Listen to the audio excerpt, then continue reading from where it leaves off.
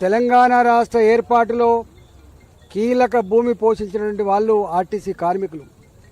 ఆనాడు ఉద్యోగాలు కాదు, అవసరమైతే జీవితాలను కూడా పణంగా పెడతా అని చెప్పి శపథం చేసి ప్రభుత్వాలు ఎన్ని ఒత్తిళ్లు చేసినప్పటికి కూడా మిమ్మల్ని అందరినీ సస్పెండ్ చేస్తాం, డిస్మిస్ చేస్తామని చెప్పినప్పటికి కూడా దసరా పండుగ వచ్చినప్పటికి కూడా మాకు దసరా పండుగ లేకపోయినా పర్వాలేదని చెప్పి తెగించి పనులు చేసే వాళ్ళు ఆర్టీసీ కార్మికులు.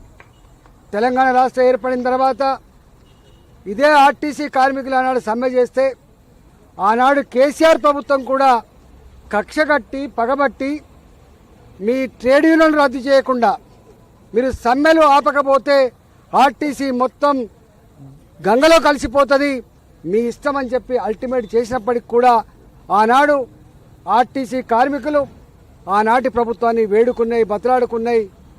గతి లేక గత్యంతరం లేక ఆనాడు కూడా అనేక మంది హార్ట్ అటాక్తో చనిపోయిన వాళ్ళు ఉన్నారు. శ్రీనివాసరెడ్డి లాంటి వ్యక్తి ఆనాడు పెట్రోల్ మంటల్లో మాడిపోతూ నా జీవితం పోనీగాక కన్నా ఆర్టీసీ కార్మికులు బాగుపడాలని చెప్పి ఆనాడు కూడా త్యాగం చేసిండు. 40-45 రోజుల సమ్మె తర్వాత ఆనాటి ప్రభుత్వం దిగొచ్చి ఆనాడు కొన్ని డిమాండ్లు పరిష్కరిస్తా అని చెప్పిండు. దాంట్లో అతి ముఖ్యమైనటువంటి డిమాండు ఆర్టీసీ కార్మికులు ప్రభుత్వ ఉద్యోగులుగా పరిగణిస్తామని చెప్పి వాళ్ళు చేసిండు. ఉద్యోగ భద్రతతో పాటుగా అనేక రకాల సమస్యలతో పాటుగా ఆనాడు ఉద్యోగాన్ని పర్మనెంట్ చేస్తామని చెప్పింది. ఈనాటికి కూడా ఆనాడు ఏ కాంగ్రెస్ పార్టీ అయితే సపోర్ట్ చేసిందో ఆ ప్రభుత్వం వచ్చిన తర్వాత ఇన్ని రోజులైనా కూడా మాకు అపాయింటెడ్ డేట్ ఇవ్వలేకపోతున్నానని చెప్పి ఇవాళ మళ్ళీ సమ్మెకు దిగిండు. 2 PRCలు పెండింగ్లో ఉన్నాయి. తెలంగాణ వచ్చినాడు నా ఆర్టీసీ కార్మికుల సంఖ్య 58,000 అయితే ఇవాళ 37,000-38,000కి పరిమితం అయిపోయింది.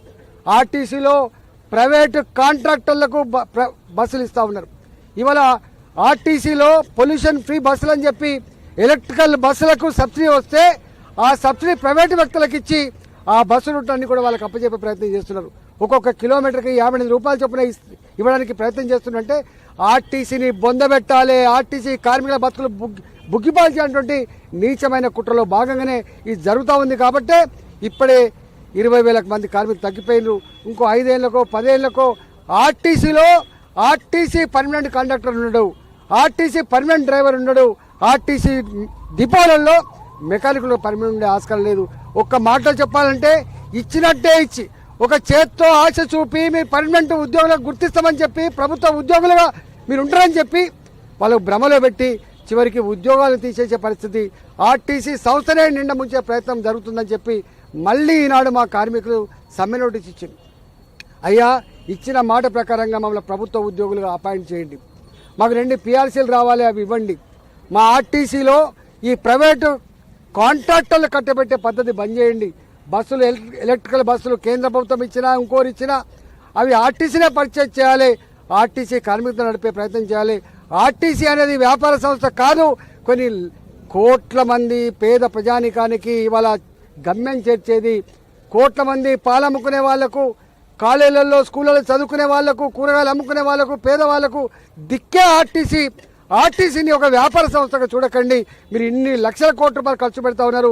2,000 కోట్లు 3,000 కోట్లు సంవత్సరానికి ఆర్టీసీ సపోర్ట్ చేస్తే పేదలకు సాయం చేస్తా అని చెప్పి ఇవాళ వాళ్ళు నడుపుతూ ఉంటే ఇవాళ ప్రభుత్వం నిమ్మకు నీరెత్తినట్టుగా వాళ్ళకు ఆర్టీసీ కార్మికుల గురించి పట్టించుకునేటువంటి తీరిక లేదు. వాళ్ళకి ఇతర అనగారిన వర్గాల గురించి పట్టించుకునే తీరిక లేదు. వాళ్ళు పదవులు కాపాడుకోవాలి, భూములు అమ్ముకోవాలి, భూముల దందాలు చేసుకోవాలి, 1,000 కోట్ల రూపాయలు సంపాదించుకోవాలి. ఇది వాళ్ళ ఎజెండా ఉంది. కాబట్టి ఇవాళ నిన్న ఈ క్రమంలో మరొకడు అమరుడైండు. ఆనాడు శ్రీనివాసరెడ్డి వారితో పాటుగా అనేక మంది ఎట్లా అమరులైందో 38 మంది కార్మికులు ఇవాళ మళ్ళీ శంకర్ గౌడ్తో మొదలైంది.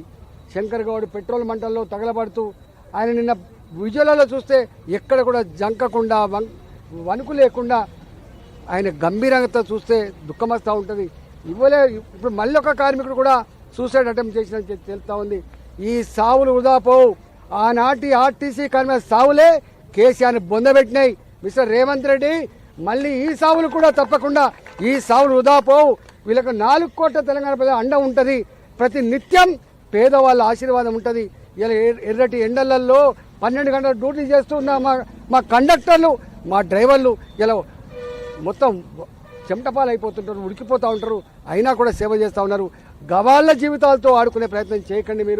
మీరు కూడా కేసీఆర్ అనే కాలగర్భంలో కలిసిపోతానని చెప్పి హెచ్చరిస్తున్న తక్షణమే బేషాలు పక్కకు పెట్టి నువ్వు పెద్దనా నేను పెద్దనా అని పక్కకు పెట్టి పిచ్చి వేషాలు లేకుండా ఆనాడు కేసీఆర్ ఎట్లయితే సతాయించి వాళ్ళను ఉసురు తీసుకున్నాడు, ఇవాళ మళ్ళీ నువ్వు కూడా అట్లాంటి సతాయించే పని చేయొద్దని తక్షణమే ఆర్టీసీ కార్మికులతోటి జేఏసీ తోటి చర్చలు జరిపి ఈ సమస్య పరిష్కరించాలని చెప్పి నేను డిమాండ్ చేస్తున్నాను.